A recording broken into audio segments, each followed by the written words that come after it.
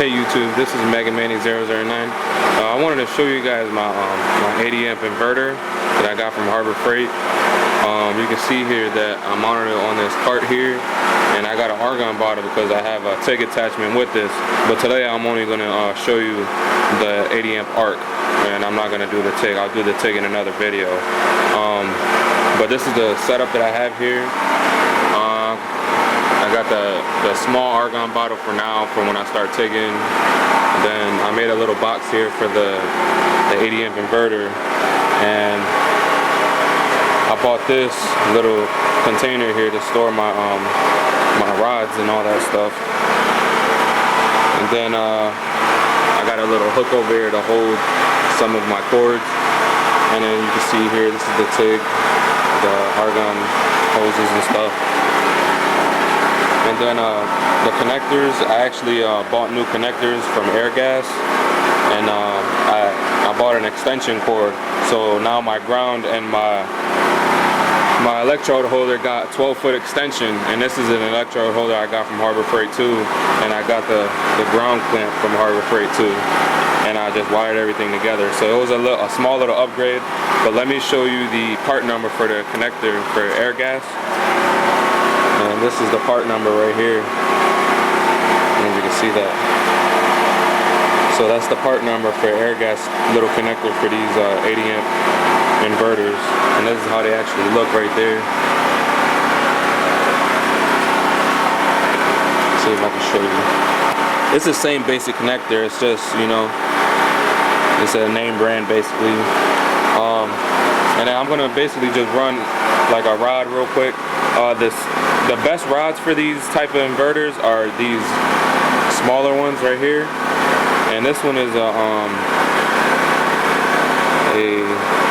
60-13. So this is the best rod for this right here. As you can see here, I made just a small bead, and then this is from the MIG. I'm going to show you guys a MIG also. So this is from a small, you know, this rod here, and then I try to do a 60-10, and it just doesn't give enough arc to even start. So these are the best rods for this type of inverter. Then I'm going to show you guys my MIG here from Harbor Freight. It's a 171, and I got it connected to carbon dioxide, and then it's just using the regular hard wire that comes with it. Also, another thing, I got a 40-foot extension to my 220 volt, and I don't have 220 volt in my garage, so I basically have it running off my Harbor Freight generator, 5500 watt. And I bought a special adapter, which I'll show you guys, that I got from easyadapters.com.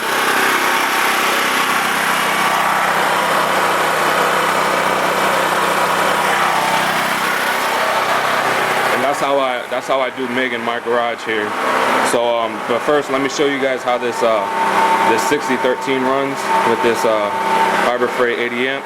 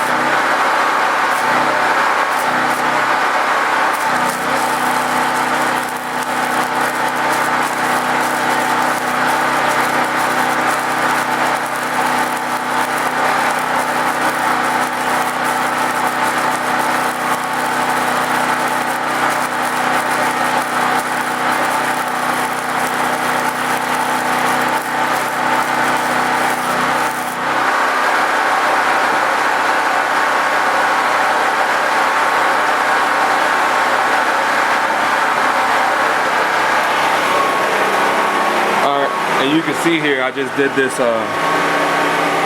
this top one right here. And how you know it's a good weld is if your flux starts peeling off. You see how it just peeled off? That's how you know you got a good weld right there. So let me go back. There we go. So that's a, you know, a basic 80 amp arc inverter weld right there. So some of you guys who don't know about welding, some of you guys need to learn a little bit, and just make sure you get it penetrating in the metal and stuff. On my 80 amp inverter, I did a small project on my my Harbor Freight shop press, and I used the 6013, but it just wasn't getting into the grooves because it's, you know, some of the paint in there was dirty. But let me see if I can show you guys. I welded just on the side of it, right there. I mean, it penetrated, but there was porosity in the welds because it was dirty inside. But I didn't really care. It was just a small project that I just painted it and put a 20-ton on there. Now let me show you guys the MIG. Usually, you know, you can actually take a wire brush and then it'll look even better than it does now. But let me show you a MIG. I'm going to run a MIG bead right there. And I have I'll have my gas set at 30. And this regulator I got from Harbor Freight also for like $20-something. And this tank I got off Craigslist for 40, and I just filled it up, which was less and stuff. So let me just run a quick bead here.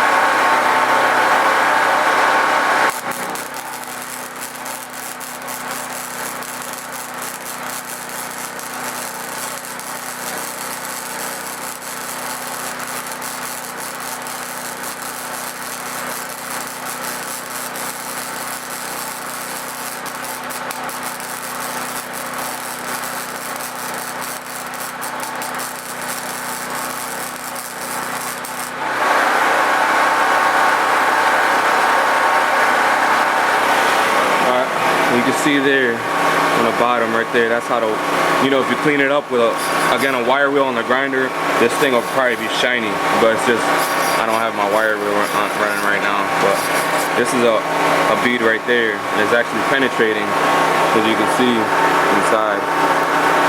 It's penetrating, and this is you know, about a 1/4 inch steel right here, scrap steel. That's basically how it is right there, you know, basically.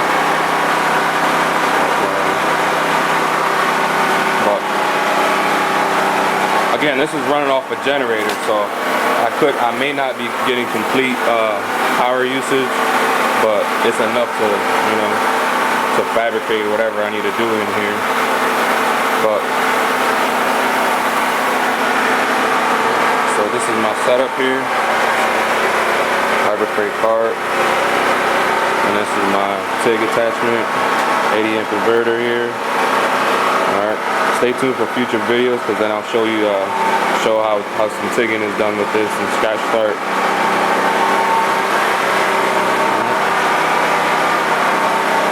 Thanks for watching, YouTube. All comments are welcome. Thanks again.